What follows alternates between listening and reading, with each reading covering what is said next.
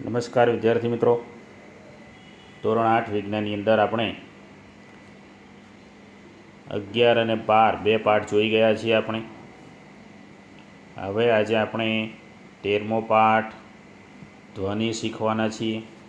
ધ્વનિ એટલે કે અવાજ. ધ્વનિને આપણે આપણી ભાષામાં કહીએ છીએ અવાજ. તો તમે જોયું હશે કે તમારી શાળામાં જ્યારે તાસ પૂરો થાય તો કેવી રીતે ખબર પડે. જો કોઈ દરવાજો ખખડાવે તો તમને ડોરબેલ સંભળાય છે, અને કોઈ તમારા તરફ આવી રહ્યું હોય તો માત્ર તેના પગલાંનો અવાજ સાંભળીને પણ તમને ખબર પડી જાય છે. તમે સંતાકૂકડીની રમત પણ રમ્યા હશો. આ રમતમાં આંખે પાટો બાંધેલી વ્યક્તિ બાકીના ખેલાડીઓને પકડવા માટે કેવી રીતે ધારણા કરે છે કે કયો ખેલાડી તેની નજીક છે. આ બધી વાતો ધ્વનિ એટલે કે અવાજને લગતી છે. ધ્વનિ એ આપણા જીવનમાં અગત્યનો ભાગ ભજવે છે. ધ્વનિ એટલે કે અવાજ. અને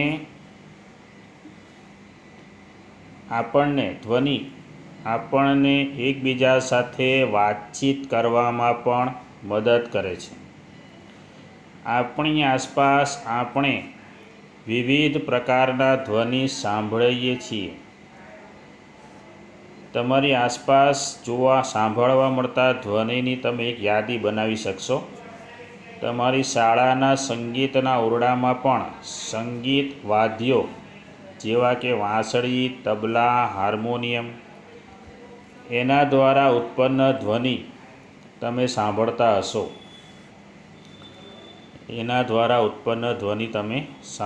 હશો.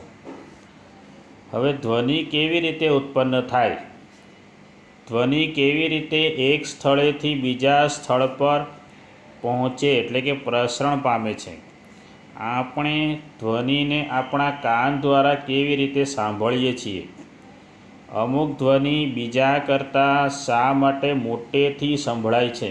આ બધી જ આપણે આ પ્રકરણમાં વાતો કરવાના છીએ.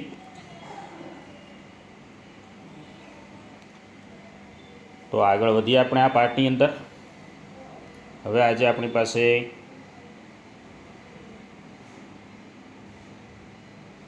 કંપનની વાતો છે. કંપનની પહેલાં આપણે જોઈશું કે આપણો સવાલ છે કંપન. પહેલાં આપણે કંપન વિશે જાણી લઈએ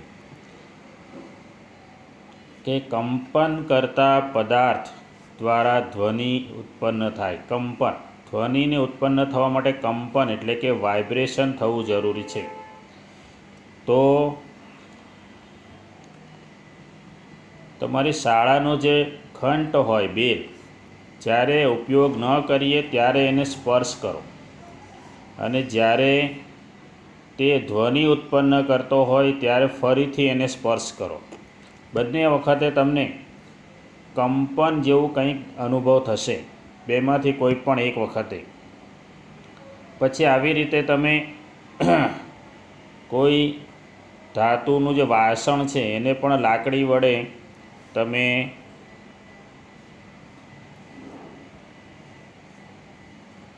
ધાતુની એક થાળી તેને લટકાવીને લાકડી વડે તેના પર પ્રહાર કરો. થાળી કે તવાને હળવેથી તમારી આંગળી વડે સ્પર્શ કરો તો તમને કંપનનો અનુભવ થશે. બરાબર? પછી એ કંપનની વાતો છે. એવી રીતે આ રબર બેન્ડ લઈએ.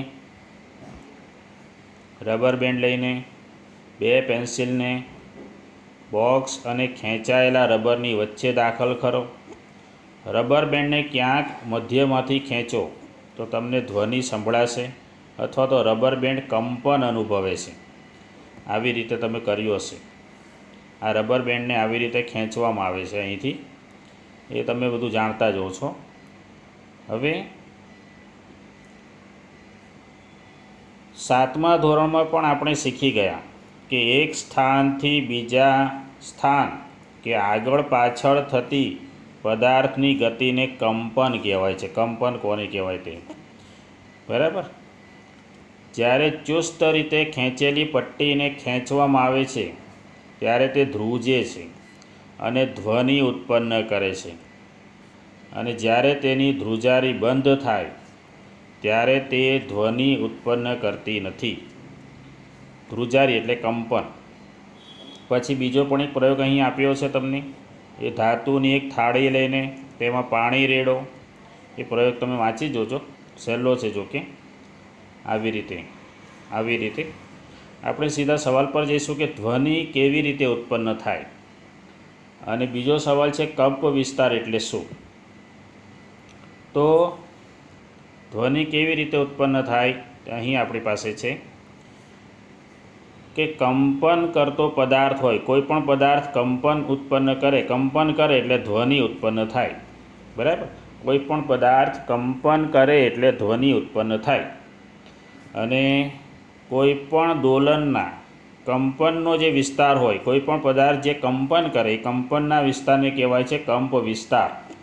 તો બે સવાલના જવાબ અહીં આવી ગયા આપણી પાસે કે કંપન એટલે શું અને કંપ વિસ્તાર એટલે શું. પછી બીજા ઘણી પ્રવૃત્તિ આપી છે. આવી રીતે આ એક પ્રવૃત્તિ આપી છે. પછી આ બધી પ્રવૃત્તિઓમાં તમને કંપન અને કંપ વિસ્તાર વિશે માહિતી આપી છે. આપણે એક નવા સવાલ તરફ જઈશું કે મનુષ્યોમાં ધ્વનિ ક્યાંથી ઉત્પન્ન થાય, વિસ્તારથી સમજાવો. તો મનુષ્ય દ્વારા ઉત્પન્ન થતો ધ્વનિ અહીં આપણે જોઈશું. મનુષ્યમાં ધ્વનિ ક્યાંથી ઉત્પન્ન થાય. તમે જોશો તો આપણી પાસે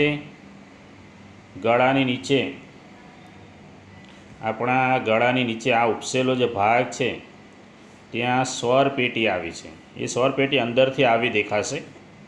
હવે મનુષ્યોમાં સ્વર પેટી કે કંઠ સ્થાનમાંથી ધ્વનિ ઉત્પન્ન થાય. તમારી આંગળીઓ જ્યારે ગળા પર મૂકશો તો એક કઠણ ટેકરા જેવો ભાગ તમને દેખાશે. જે કોઈ પણ વસ્તુ તમે ગળશો ત્યારે તે હલનચલન કરતો હોય છે. શરીરના આ ભાગને સ્વર પેટી કહેવાય છે. આ સ્વર પેટી શ્વાસ નળીના ઉપલા છેડા પર હોય છે, અને બે સ્વર તંતુઓ સ્વર પેટી અથવા કંઠ સ્થાનથી એવી રીતે ખેંચાયેલા હોય છે કે જેથી એક સાંકડી તિરાડ, એમની વચ્ચે આવેલી એક સાંકડી તિરાડ એ હવાની અવર જવર માટે બંને વચ્ચે સાંકડી તિરાડ રહે છે. અહીં આકૃતિમાં તમને દેખાશે આવી સાંકડી તિરાડ હોય છે. હવે જ્યારે ફેફસા તિરાડ દ્વારા હવા ધકેલે છે ત્યારે સ્વર તંતુઓમાં કંપન થાય છે, અને કંપન થવાથી ધ્વનિ ઉત્પન્ન થાય. અને સ્વર તંતુ સાથે જોડાયેલા સ્નાયુઓ તંતુઓને ચુસ્ત કે પછી ઢીલા રાખવામાં મદદ કરે છે. જ્યારે સ્વર તંતુઓ ચુસ્ત અને પાતળા હોય ત્યારે, અને જ્યારે તંતુઓ ઢીલા અને જાડા હોય ત્યારે અવાજનો પ્રકાર અને ગુણવત્તા પાછા જુદા જુદા હોય છે. આ વાત થઈ આપણા ત્રીજા સવાલની. ત્રીજો સવાલ હતો આપણી પાસે મનુષ્યોમાં ધ્વનિ ક્યાંથી ઉત્પન્ન થાય, તો સ્વર પેટીમાંથી ઉત્પન્ન થાય. વિસ્તારથી સમજાવો એટલે તમારે આ બધી જ વસ્તુઓ લખવાની છે આકૃતિ સાથે. પછી નવો સવાલ જોઈશું કે ધ્વનિના પ્રસરણ માટે માધ્યમની જરૂર છે. એના માટે આપણે અહીં પ્રવૃત્તિ પણ છે જોવાના છીએ. તો ધ્વનિના પ્રસરણ માટે માધ્યમની શા માટે જરૂર છે તે આપણે વાત કરીએ. સમજાવો તો સમજાવવાના પ્રવૃત્તિ લખવાની કે ધાતુ કે કાચનો એક ગ્લાસ લઈએ અને પછી ખાતરી કરો કે એ કોરો હોવો જોઈએ. તેમાં તમારે સેલફોન મૂકવાનો, તમારો મોબાઈલ મૂકવાનો.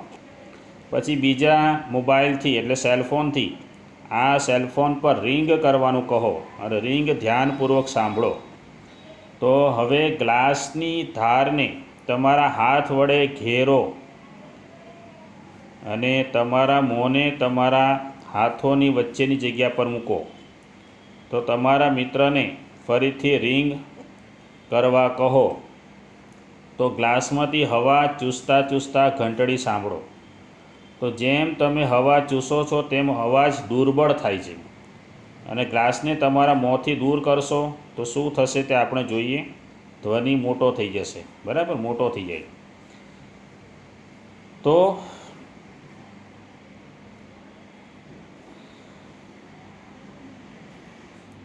આ પ્રયોગ પરથી આપણને સમજાશે કે જ્યારે ગ્લાસમાંની બધી જ હવાને તમે ચૂસી લો છો અથવા શોષી લો છો ત્યારે ધ્વનિ પૂરેપૂરો બંધ થઈ જાય. એટલે કે ધ્વનિને પ્રસારવા માટે માધ્યમની જરૂર પડે છે. જ્યારે તમે પાત્રમાંની બધી જ હવા દૂર કરો છો ત્યારે તે પાત્રમાં શૂન્યાવકાશ છે તેમ કહેવાય અને શૂન્યાવકાશમાં ધ્વનિનું પ્રસરણ થતું નથી. એટલે કે ધ્વનિના પ્રસરણ માટે માધ્યમની જરૂર છે અને છે. આ આપણો ચોથો સવાલ હતો. પાંચમા સવાલ તરફ આગળ વધીશું. હવે આપણે પાંચમો સવાલ આપણી પાસે છે કે માનવ કાનની આકૃતિ દોરીને કાનના પડદાનું કાર્ય ટૂંકમાં સમજાવો. માનવ કાનની આકૃતિ દોરવાની છે આપણે. અહીં તમારી પાસે ચોપડીમાં માનવ કાનની આકૃતિ છે. આ આકૃતિ તમારે દોરવાની છે અને કાનના પડદાનું કાર્ય જોઈએ આપણે. તો આપણા કાનના બહારના ભાગનો આકાર ગળણી જેવો છે. જ્યારે ધ્વનિ તેમાં પ્રવેશે છે ત્યારે તે કર્ણનાળ મારફતે કર્ણપટલ સુધી પહોંચે છે. કર્ણપટલ એટલે કે આપણે એને કાનનો પડદો કહીએ છીએ. એ પાતળી સપાટી ચુસ્ત રીતેની ખેંચાયેલી હોય. હવે આ કાનનો પડદો છે તે મહત્ત્વપૂર્ણ કાર્ય કરે છે. શું કાર્ય કરે છે તે માટે આપણે એક પ્રયોગ જોવાનો છે.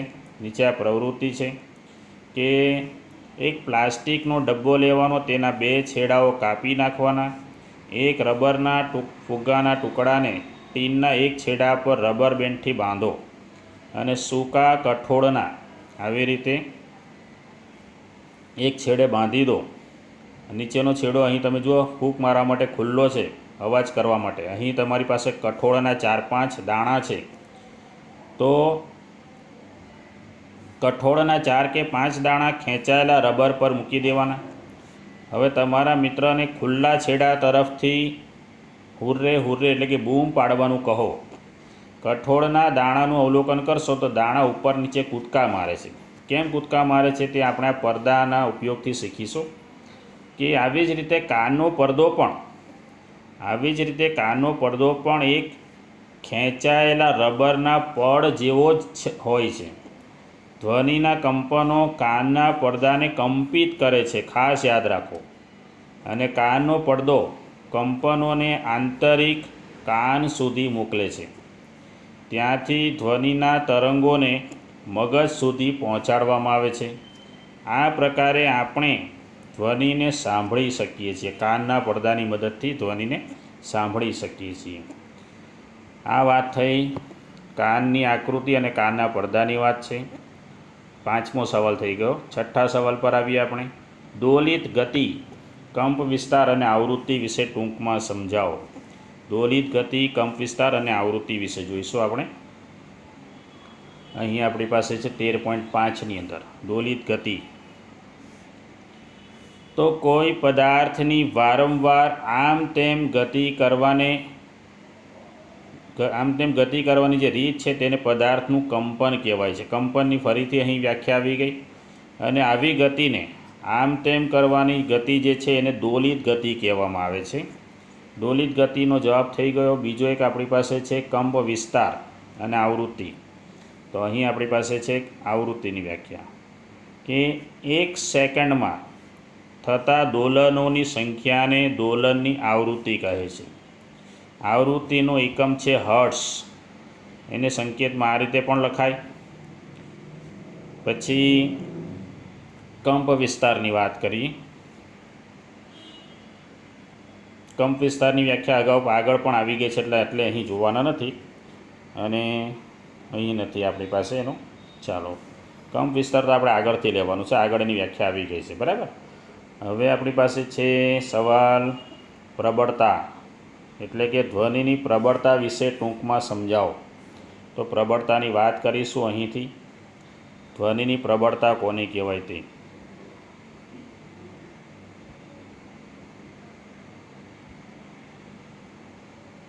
એના માટે આપણે પ્રવૃત્તિને જોઈ લઈએ કે ધાતુનો એક ગ્લાસ, એક ટેબલ સ્પૂન એટલે ચમચી લો. આને ચમચીને ધીમેથી ધાતુના ગ્લાસની ધાર પર અથડાવો. આવી રીતે આ ચમચીને બદલે બીજું કંઈક છે પણ એને ધાતુની સાથે અથડાવો તો તેમાં ઉત્પન્ન થતો ધ્વનિ તમે સાંભળો. હવે ચમચા વડે ધાતુના ગ્લાસ પર તીવ્ર જોરથી એનો પ્રહાર કરો તો ઉત્પન્ન થતો ધ્વનિ ફરીથી સાંભળીશું. તો જ્યારે ગ્લાસ પર તીવ્ર પ્રહાર થયો ત્યારે ધ્વનિ મોટો સંભળાય છે. આવું કેમ? અને ગ્લાસની ધારને સ્પર્શે તે રીતે એક થર્મોકોલનો નાનો દડો લટકાવીશું. અહીં આપણી પાસે ચમચી નથી પણ થર્મોકોલનો દડો છે આ, બરાબર. આ મિત્રો આ થર્મોકોલનો દડો હતો. તો થર્મોકોલનો દડો લટકાવીશું, પછી ગ્લાસ પર પ્રહાર કરીશું અને તેને કંપિત કરો ગ્લાસને. તો દડો કેટલો દૂર સ્થાનાંતરિત થાય છે એટલે કે ફેંકાઈ જાય છે તે જુઓ. દડાનું સ્થાનાંતર તે ગ્લાસના કંપનના કંપ વિસ્તારનું માપ છે. હવે ગ્લાસ પર ધીમેથી પ્રહાર કરો અને પછી થોડા જોરથી પ્રહાર કરો. આ બંને કિસ્સામાં કંપનના કંપ વિસ્તારોની સરખામણી કરીશું તો આપણને ખ્યાલ આવશે કે ધ્વનિની પ્રબળતા વિશે આપણને જોવા મળે છે. તો ધ્વનિની પ્રબળતા એ ધ્વનિ ઉત્પન્ન કરતા કંપનના કંપ વિસ્તારના વર્ગના સમપ્રમાણમાં હોય છે. આ જો કે લખવાની જરૂર નથી અને પ્રબળતા વિશે આ લખવાનું નથી. આનું કામ નથી મિત્રો, અહીં લખવાનું છે. ધ્વનિની પ્રબળતા તેના કંપ વિસ્તાર પર આધાર રાખે છે. જ્યારે કંપનનો કંપ વિસ્તાર વધારે હોય ત્યારે ઉત્પન્ન થતો ધ્વનિ મોટો હોય છે અને કંપ વિસ્તાર જ્યારે નાનો હોય તો ઉત્પન્ન થતો ધ્વનિ નબળો અથવા મંદ હોય છે. આ વાત થઈ આપણી પાસે ધ્વનિની પ્રબળતાની. આવી જ વાત છે પીચ વિશે, ધ્વનિની પીચ. અહીં આપણે જોઈએ પીચ કોને કહેવાય તે. કોઈ બાળકના ધ્વનિની સરખામણી પુખ્ત વ્યક્તિ એટલે મોટી વ્યક્તિના ધ્વનિ સાથે કરશો તો તમને કોઈ તફાવત જોવા મળશે. જો બે ધ્વનિ સમાન રીતે જોરથી એટલે કે મોટેથી બોલાયેલા હોય તેમ છતાં તેઓ કેટલીક રીતે તો એકબીજાથી જુદા પડે છે અને જે જુદા પડે છે તેને જ ધ્વનિનું તીણાપણું અથવા તો એને પીચ કહેવાય છે. એ ધ્વનિનું તીણાપણું જે છે તેની આવૃત્તિ નક્કી કરે છે. જો ધ્વનિની આવૃત્તિ વધારે હોય તો એ અવાજ તીણો હોય અને એની પીચ વધારે. આવૃત્તિ ઓછી હોય તો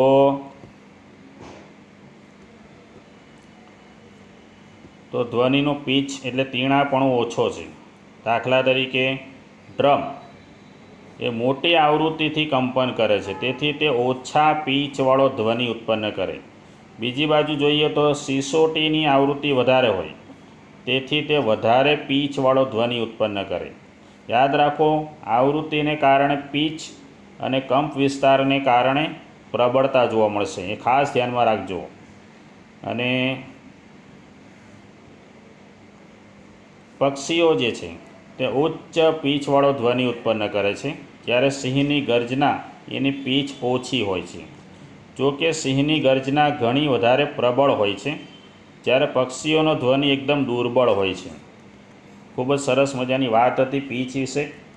હવે પીચના પ્રશ્ન પછી પીચવાળો ધ્વનિની પીચ 8મો સવાલ થઈ ગયો. હવે 9મો સવાલ જોઈશું કે શ્રાવ્ય અને અશ્રાવ્ય ધ્વનિ કોને કહેવાય. અહીં સવાલમાં અ શબ્દ છપાયો નથી એટલે અશ્રાવ્ય આવશે, બરાબર. અશ્રાવ્ય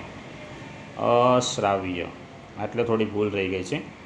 અશ્રાવ્ય ધ્વનિ કોને કહેવાય જોઈએ આપણે.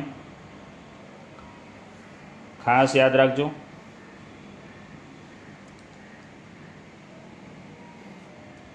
કે 20 હર્ટ્ઝ કરતાં ઓછી આવૃત્તિવાળા ધ્વનિ આપણા મનુષ્યના કાન વડે પારખી શકાતા નથી.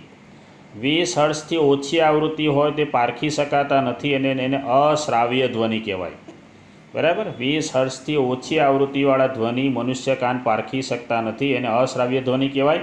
અને 20,000 હર્ટ્ઝ, 20,000 કંપન અથવા 20,000 હર્ટ્ઝ કરતાં વધુ, 20,000 હર્ટ્ઝ કરતાં પણ વધુ આવૃત્તિવાળા ધ્વનિ પણ મનુષ્યના કાન માટે અશ્રાવ્ય છે. આ મનુષ્યના કાન માટે શ્રાવ્ય આવૃત્તિની પહોંચ, શ્રાવ્ય ધ્વનિ એટલે કે 20 હર્ટ્ઝથી 20,000 હર્ટ્ઝ સુધીની જે આવૃત્તિ છે તે આપણા માટે શ્રાવ્ય આવૃત્તિ કહેવાય, શ્રાવ્ય ધ્વનિ કહેવાય. શ્રાવ્ય ધ્વનિ એટલે કે મનુષ્યના કાન 20 હર્ટ્ઝથી 20,000 હર્ટ્ઝ સુધીની આવૃત્તિનો ધ્વનિ સાંભળી શકે છે, એટલે એને શ્રાવ્ય ધ્વનિ કહેવાય. અને અશ્રાવ્ય ધ્વનિ એટલે કે 20,000 હર્ટ્ઝથી ઓછી અને 20,000 હર્ટ્ઝથી વધુ આવૃત્તિવાળો જે ધ્વનિ હોય એને અશ્રાવ્ય ધ્વનિ, જે આપણે સાંભળી શકતા નથી. આગળનો પ્રશ્ન લઈશું કે ઘોંઘાટ કોને કહેવાય અને સંગીત કોને કહેવાય, એની વાત કરીએ. તો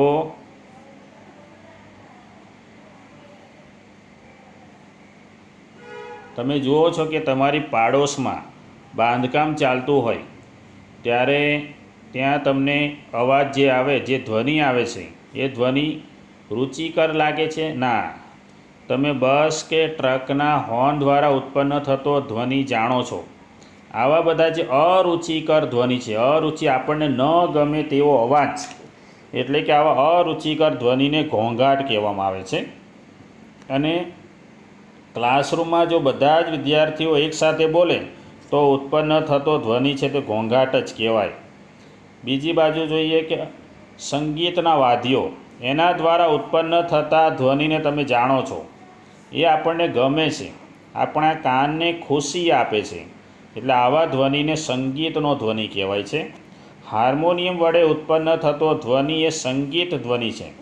સિતારનો તાર પણ સંગીત ધ્વનિ આપે છે, એટલે કે આપણને ગમે તો એવા ધ્વનિને સંગીત કહેવાય, અને અરુચિકર એટલે કે ન ગમે તો એને ઘોંઘાટ કહેવાય છે. આગળ વધીશું આપણે. આપણો ઘોંઘાટનો પ્રશ્ન હતો, સંગીતનો પ્રશ્ન 11મો. તો હવે 12મો સવાલ જોઈશું. ટૂંક નોંધ છે ધ્વનિ પ્રદૂષણ વિશે. 12મો સવાલ આપણી પાસે છે ધ્વનિ પ્રદૂષણ. સવાલ નંબર 12 લખી જ દીધો છે. તો તમે હવાના પ્રદૂષણ વિશે જાણો જ છો કે હવાની અંદર જે અનિચ્છનીય વાયુ અને કણોની હાજરી હોય તો એને હવાનું પ્રદૂષણ કહેવાય. તેવી જ રીતે પર્યાવરણમાં અતિશય અને અનિચ્છનીય ધ્વનિની હાજરી, એને ધ્વનિનું પ્રદૂષણ કહેવાય છે. અને ધ્વનિ પ્રદૂષણના બે કારણો છે. એક તો વાહનોનો અવાજ, વિસ્ફોટ એટલે કે જેમાં ફટાકડા ફૂટે તે, મશીનો અને લાઉડસ્પીકર, આ બધા ધ્વનિ પ્રદૂષણના ઉદાહરણ છે. પછી આપણા ઘરમાં પણ મોટા અવાજથી ચાલતા ટેલિવિઝન, ટ્રાન્ઝિસ્ટર રેડિયો, રસોઈ ઘરના થોડા ઉપકરણો, કૂલર, એર કન્ડિશનર, આ બધા જ ધ્વનિ પ્રદૂષણ માટે જવાબદાર છે. 13મો સવાલ જોઈશું કે ધ્વનિ પ્રદૂષણથી કયા કયા નુકસાન થાય તે. ધ્વનિ પ્રદૂષણથી શું નુકસાન થાય તે જોઈએ આપણે. કે ખાસ કરીને આપણા સ્વાસ્થ્ય સંબંધિત, આપણી તબિયત, સ્વાસ્થ્ય સંબંધિત સમસ્યાઓ ઉત્પન્ન થાય. તો ઘોંઘાટને કારણે અથવા તો ધ્વનિ પ્રદૂષણને કારણે આપણને અનિદ્રા, ઊંઘ ઓછી આવે, હાઇપર ટેન્શન એટલે કે આપણું બ્લડ પ્રેશર વધી જાય, ચિંતા અને બીજી ઘણી બધી સ્વાસ્થ્ય સંબંધિત ખામીઓ ધ્વનિ પ્રદૂષણથી ઉત્પન્ન થાય. અને સતત પ્રબળ ધ્વનિના પ્રભાવને કારણે એવા વિસ્તારમાં રહેવાવાળા વ્યક્તિની સાંભળવાની ક્ષમતા પણ કામચલાઉ કે કાયમી રીતે ઓછી થઈ જાય છે. આ બધી એની ધ્વનિ પ્રદૂષણથી થતું નુકસાન છે, હાનિઓ છે. 14મો સવાલ, છેલ્લો સવાલ જોઈશું કે ધ્વનિ પ્રદૂષણને નિયંત્રણમાં રાખવાના ઉપાયો, એને ઓછું કરવાના ઉપાયો. તો ઘોંઘાટને નિયંત્રણમાં રાખવા માટે આપણે ઘોંઘાટના સ્ત્રોતો પર નિયંત્રણ રાખવું પડે. અને એને નિયંત્રણમાં રાખવા માટે આપણે જોઈશું કે હવાઈ જહાજના એન્જિનો પરિવહનના વાહનો, ઔદ્યોગિક મશીનો અને ઘરેલું ઉપકરણો આ બધામાં તમારે સાયલેન્સર લગાડવા જોઈએ. આ સૌથી પહેલો ઉપાય છે. અને બીજું કે ઘોંઘાટ ઉત્પન્ન કરવાની કામગીરી એટલે એવા કારખાનાઓ એને રહેણાંક વિસ્તારથી દૂર એને સ્થાપવા જોઈએ. ઘોંઘાટ ઉત્પન્ન કરતા ઉદ્યોગોને પણ રહેણાંક વિસ્તારથી દૂર સ્થાપવા જોઈએ. ઓટોમોબાઈલ વાહનોના હોર્નનો ઉપયોગ બને તેટલો ઓછો કરવો. ટેલિવિઝન અને મ્યુઝિક સિસ્ટમ ધીમા અવાજે ચલાવવા જોઈએ. ધ્વનિ પ્રદૂષણની હાનિકારક અસરો ઓછી કરવા માટે રસ્તાઓ અને ઇમારતોની આસપાસ વૃક્ષો વાવવા જોઈએ. આ ખૂબ જ સરસ મજાનો ઉપાય છે કે જેથી વૃક્ષો વાવીએ કે જેથી ઘોંઘાટ રહેઠાણો સુધી ન પહોંચી શકે. તો મિત્રો, અહીં આપણો પાઠ સમાપ્ત થાય છે. આના પછી આપણે 14મા પાઠમાં આગળ મળીશું. તો આના પછી આપણે 14મો પાઠ શરૂ કરીશું. તમે આ બધી ખાલી જગ્યાઓ લખી શકો. તમારા માટે આ સહેલું છે. આ બધું તમે લખી શકશો. આ લખો તમે લોકો ઘરે બેઠા બેઠા. લેસન ન આપ્યું એટલે નથી કરવાનું એવું નથી. પ્રશ્ન 1, 2, 3, 4 પ્રશ્નો તમે કરી શકશો. પછી અંદર મેં સવાલ જવાબ તો આપી દીધા છે, એ કરો. બરાબર. તો આના પછી આપણે મળીશું આપણે નવા પાઠની અંદર. નવો પાઠ છે વિદ્યુત પ્રવાહની રાસાયણિક અસરો. આ પાઠ આપણે શીખવાના છીએ આવતા વિડીયોમાં. તો ત્યાં સુધી રજા આપજો. આવજો.